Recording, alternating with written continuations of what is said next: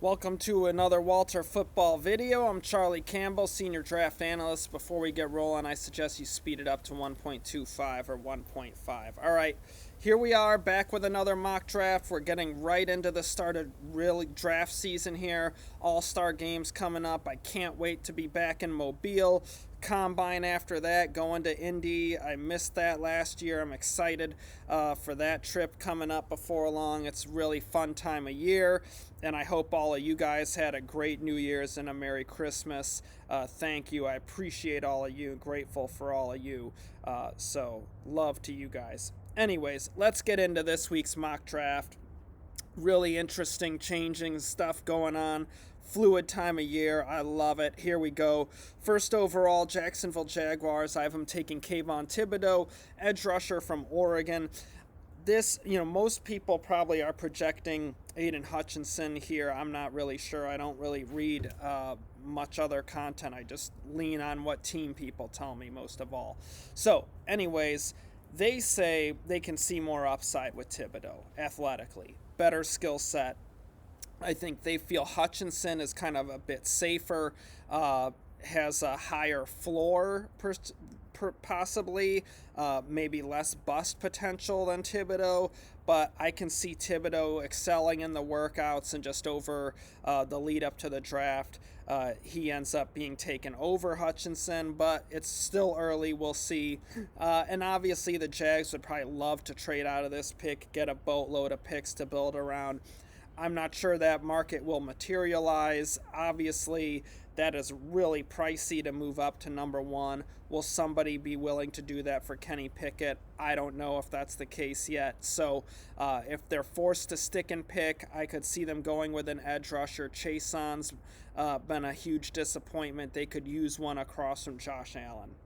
So we'll see how things develop there. Second overall, I have the Lions taking Kenny Pickett. Jared Goff obviously is not a long-term starter. He's not the answer. He folds like a lawn chair under pressure. Definitely struggled did not play well early in the season, played a little bit better later on, but he's not the answer. Kenny Pickett just had a phenomenal senior year. He is an accurate passer, big, has mobility, really good character. I think with his resiliency, he's a good fit to handle that rebuild in Detroit. And then also for the Lions, they can't bank on picking high enough to land, say, Bryce Young or C.J. Stroud next year, or maybe Anthony Richardson. There's no way you can say, well, we'll take one next year, because with these two first-round picks and spending money in free agency, they might win more games, and they're picking 8, 9, 10, and they're picking too low, and the teams at the top don't want to trade out because they need a quarterback and they like these guys. So you can't bank on it. So I think Kenny Pickett could be a Derek Carr caliber quarterback in the NFL, which is a good starter. And if you have that available to you, I think you got to take it if you're Detroit. So at any rate, I have them going with Pickett. Third overall, I have the Texans taking Aiden Hutchinson, defensive end from Michigan. Obviously, J.J. Watt, Jadeveon Clowney, Whitney Merciless, all gone. They need more young edge rushing talent to go across from John Grenard, who's looking like he's going to be a solid pro for them, but they need that lead dog on that defense. If Kenny Pickett were available here, I think that would be an option, but obviously they'll need a long-term quarterback to replace Deshaun Watson. And as far as trading up goes, Houston's not in a good spot. I don't think the Jags would want to trade down with Houston, let them have the quarterback that they want. I don't think Detroit would. I think Detroit would take Pickett rather than trading down with Houston. So it'll be really fascinating to see how this all kind of evolves in the trade market here at the top of the draft in the weeks and months to come. All right, fourth overall, I have the Jets taking George Karlaftis, defensive end from Purdue. They could use more edge rush talent. Obviously, Carl Lawson went out in the preseason. That was a big blow for them. They could use another edge rusher across from him anyway. They have a tough interior defensive line. You put two good edge rushers in that solid defense, I think that Jets front will be really ferocious in the years to come. So Karlaftis, I think, would be a really nice fit there for them. Fifth overall, I have the Giants taking Derek Stingley, cornerback from LSU. James Bradbury, Adoree Jackson are expensive veterans. I could see them wanting to get younger and cheaper there, especially with Dave Gettleman on his way out. Those were moves that he made.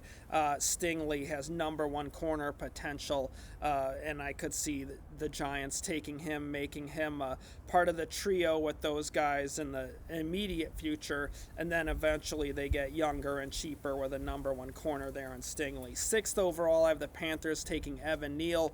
They badly need offensive line help. Evan Neal could step in at left tackle, give them a big run blocker for Christian McCaffrey, improve that edge protection. There isn't a quarterback here worthy of taking to replace Sam Darnold and Cam Newton, so I think Neal would make a lot of sense for Carolina. Seventh overall, I have the Jets taking Ahmad Gardner, cornerback from Cincinnati. Give them a number one corner. If you look at these picks as a pair, an edge rusher, number one corner, that really will upgrade the Jets defense. I could see that being a really intriguing way to use these picks for New York. Gardner is big, fast, athletic, ball skills, instincts, really nice football player. I think he'd be a really good number one corner for New York. Eighth overall, I have the Giants taking Tyler Linderbaum, center from Iowa. They need more offensive line help. They could consider Evan Neal or Charles Cross or Akem Ekonwu. I could see them looking to trade back from this pick as well and take some offensive line help, but they really got to improve that front. Andrew Thomas, I think, will be a good pro for them, but they need more help on the inside and a replacement for Nate Solder. So it makes sense to build up more talent on that offensive line with the Giants with one of their early picks, the 2 first-rounders or the high second-rounder. Ninth overall, I have the Redskins taking Garrett Wilson, wide receiver from Ohio State. Again, no quarterback here worthy of going this high. Gardner and Stingley are off the board. That would be good fits for Washington if they were there, but they're gone. So I have them taking Garrett Wilson. Curtis Samuel didn't work out so well this past season, has had injury issues. They could use another legit playmaker across from Terry McLaurin, and I think Garrett Wilson would be a nice fit there. 10th overall, I have the Falcons taking Jordan Davis, nose tackle from Georgia. Give them that big monster on the inside of that defensive line, a guy that's going to eat up run lanes, really build up the size and physicality of their defensive front, make Grady Jarrett a better player with his ability to eat up blocks and double teams. So definitely I could see Jordan Davis being a nice fit for Atlanta. 11th overall, I have the Broncos taking Charles Cross, left tackle from Mississippi State. They could put him in on the right side, give them a bookend to go with Garrett Bowles. Right tackle's been a hole the past few years, and between Cross and some of these other options, they could really fill that this year, and there isn't a quarterback worth taking here for Denver, in my opinion. 12th overall, I have the Vikings taking David Ojabo, defensive end from Minnesota. They could use more edge rush youth. I think he'd be a great scheme fit if Mike Zimmer survives and they're running that same scheme next year, but he is fast and athletic off the edge, could be a really good player for the Vikings. 13th overall, I have the Browns taking Wan'Dale Robinson, wide receiver from Kentucky. Give them a receiver that's quick, excellent route runner, really sudden, tough to cover, gets open quickly. I think he would be a really nice asset for Baker Mayfield in terms of a guy who can uncover and really open up some kind of quick passing there for Cleveland. And obviously they have a big hole at the receiver position after Odell Beckham's situation. 14th overall, I have the Eagles taking Kyle Hamilton, safety from Notre Dame. They could use a safety upgrade, and Hamilton would be a really nice fit there. He could grow into being a will linebacker. They've needed linebacker talent as well, but he could play strong safety in the base and then move him to linebacker in the will. But Hamilton is big, fast, really good ball skills. I think he'd be a nice upgrade for that Eagles defense. 15th overall, I have the Saints taking Jamison Williams, wide receiver from Alabama. We'll see if Michael Thomas comes back. If he doesn't, that's just such a glaring need.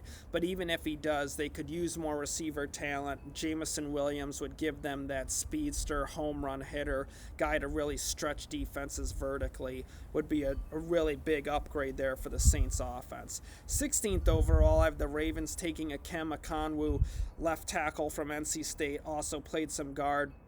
He'd be a really nice fit across from Ronnie Stanley. Put him in on the right side, make them tough to run behind that side of the line with Okonwu. He's physical and strong and has the speed and athleticism to improve the pass protection for Lamar Jackson. They got to keep him healthy next year, so I could definitely see Okonwu being a really good fit for Baltimore at 16. 17th overall, I have the Steelers taking Sam Howell, quarterback from North Carolina. Obviously, Big Ben's on his way out. They need a long-term starter. Mason Rudolph definitely isn't it, and I'm doubt that they're going to look at Dwayne Haskins in that regard.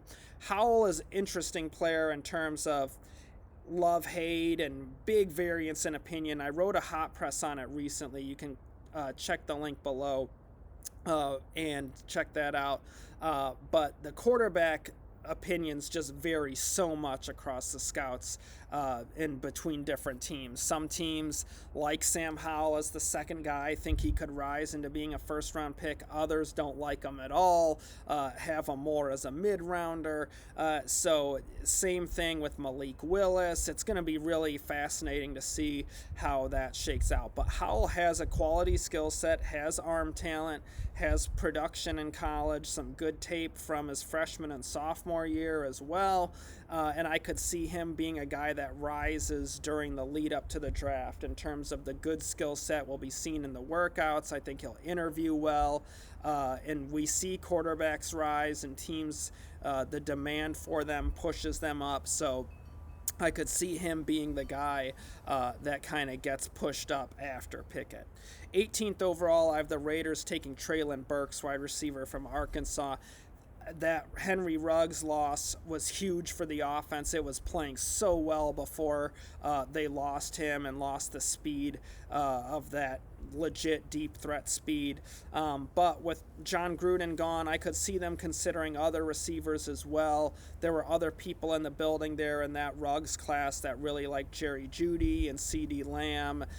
Burks fits more into that kind of CeeDee Lamb type receiver where he has some speed, but he's also got size and toughness and possessional ability. So he'd be a good fit in that offense if they stick with this coaching staff, which I think would be the smart thing to do for Mark Davis. But at any rate, they could use a receiver to replace Ruggs. They also need interior offensive line help, but they could target that on day 2 and in free agency and continue to build up the defense there.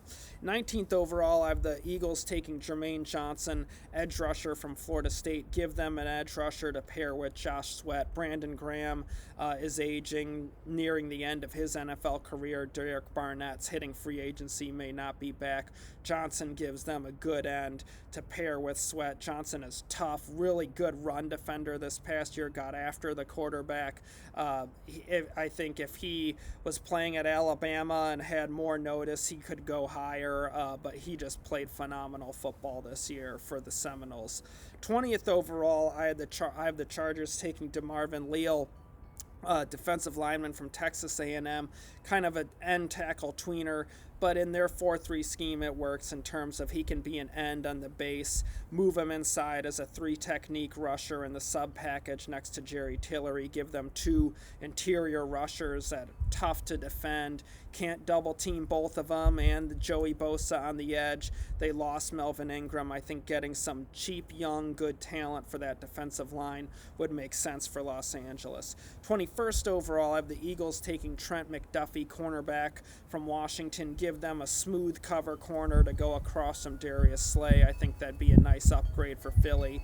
22nd overall, I have the Dolphins taking Damone Clark, linebacker from LSU. Really good, just phenomenal 2021 season, was a pure tackling machine, big, fast, athletic, all over the field for the Tigers this past year. Would be a real big upgrade for the middle of that Miami defense. 23rd overall, I have the Patriots taking Chris Olave, wide receiver from Ohio State. Give them a smooth route runner, quick and athletic, really good fit there in the Josh McDaniels offense, and they need more weapons for Mac Jones. 24th overall, I have the Cardinals taking Drake Jackson, edge rusher from USC. they really could use more young talent on that defensive line. Obviously, J.J. Watt's aging, has injuries. Chandler Jones is aging. Hassan Reddick didn't work out for the Cardinals, so they need more young edge rush talent, and Drake Jackson, I think, could be a good value. 25th overall, I have the Bills taking Josh Jobe, cornerback from Alabama. Really good skill set, big, fast, athletic. Inconsistent, needs work on his technique. I think that would be a great piece for talent for Sean McDermott to work with and build up. And I think Jobe, if he lands with a good team and good coaching, could turn into a really good football player. Trey White's coming off a serious injury. The Bills wanted cornerback help last year in the draft.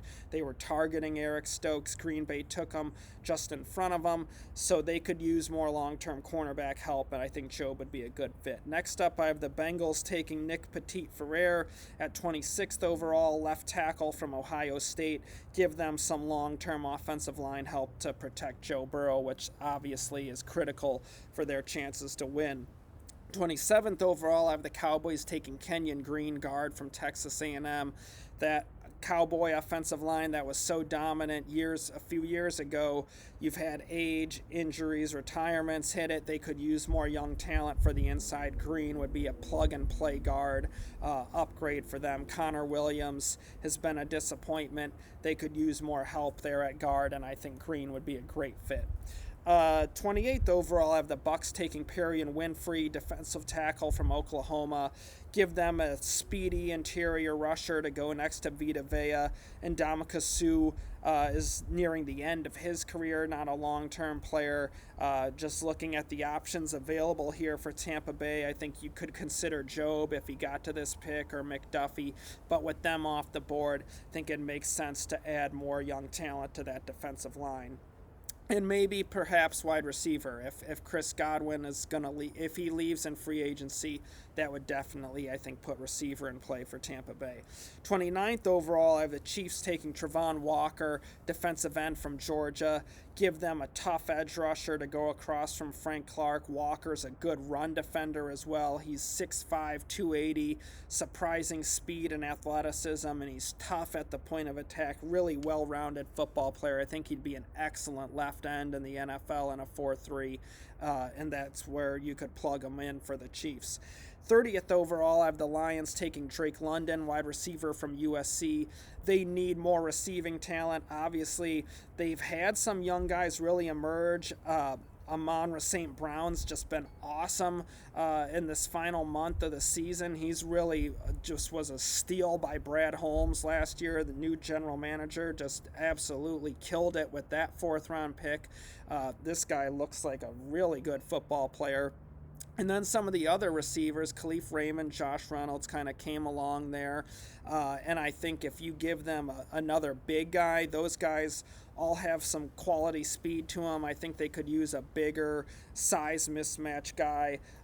And I think London would be a great fit there. He's so dynamic after the catch, so big, so physical, really good fit there. And with Kenny Pickett, I think building up the variety of weapons and different kind of weapons would make a lot of sense. And London's the kind of guy that even when he's covered, if you get into some trouble, you can throw it up to him and he can reward the quarterback because he has that mismatched size to make catches over defensive backs. 31st overall, I have the Titans taking Trevor Penning, left tackle from Northern Iowa. They could plug him in on the right side, give them a bookend to go with Taylor Lewan, kick Dylan Raduns inside to guard, really upgrade that line at 3 spots. And obviously that line has just struggled so much this season to protect Ryan Tannehill. They got to upgrade that this offseason. 32nd overall, the Packers taking Devin Lloyd, linebacker from Utah. Really good football player and just had a phenomenal 2021 season. Super productive, made plays in coverage, was a beast against the run. Tough, physical, speed, athletic. Think he could be a steal in this draft because he's probably going to go late 1 or 2nd round, and Green Bay could use more talent on the inside. All right, let's get to the teams without a first-round pick, teams that have second-rounders. Bears up first. I have them taking George Pickens, wide receiver from Georgia. big, fast, athletic. Had an ACL in the spring, so he didn't come and play until late in the season. Could have shut it down, but he came back, and you got to respect that. And I think he's going to be I know teams really like him. They like the skill set. They really like his 2020 tape. So I wouldn't be at all surprised if he still ends up going in the first few rounds of the draft. 41st overall, and the other, piggybacking on that, the other thing I like about that pick for the Bears is Pickens, before the injury, could have been a first-round pick. So you have a first-round talent that you're getting for Justin Fields in the second round, and you get it at a discount because of the injury. But without a first-round pick, I think that makes a lot of sense for Chicago. All right, 41st overall, I have the Seahawks taking Jalen Armour-Davis, cornerback from Alabama. Big corner, cover corner. Seattle's got to improve that cornerback talent. I think he'd be a plug-and-play player for them. Could really upgrade that defense pretty early in his career. 52nd overall, I have the Colts taking Alec Pierce, wide receiver from Cincinnati. This is kind of a Colts pick because they nailed the draft under Chris Ballard and Morocco Brown and the staff they have there. Pierce is big and fast. He is a sleeper, but he is a really good football player. He's going to be a steal for someone.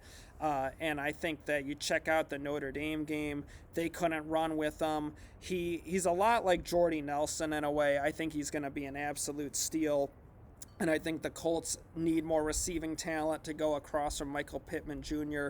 T.Y. Hilton is aging and, not a long-term player at this point of his career. So in the second round, I think the Colts should have some good options with guys like Pierce or Jahan Dotson or Zay Flowers from Boston College and get another receiver to help Carson Wentz. 53rd overall, I have the 49ers taking Jermaine Waller, cornerback from Virginia Tech. They need more young cornerback talent. Waller has definite ball skills, could be a good fit there in San Francisco. So that's this week's mock. Really appreciate you guys watching. Also, I'm not sure when it's getting posted. I sent it in, but I surveyed 4 or 5 different executives, director level guys of like director of college scouting or director of player personnel, you know what I mean, on Aiden Hutchinson and how he compares to the Bosa brothers and Bradley Chubb and Brian Burns, some of these other ends that have gone in the top half of the first round over recent years. So I got some really interesting answers, so check that out in the hot press along with that quarterback hot press. Interesting stuff there. And of course, updating the position rankings. I got scouting reports going up every day. Walt's updating his mock every week, of course, as am I. And then we're going to have, obviously, his playoff picks, and we're going to have the Senior Bowl coverage. Can't wait for that. That's going to be awesome. And Combine coverage, so just keep back. We're putting up tons of stuff every day. And as always, I appreciate you guys. I love all of you. Thank you so much. Like, share, subscribe, all that stuff. And I'll be back with you soon. Take care.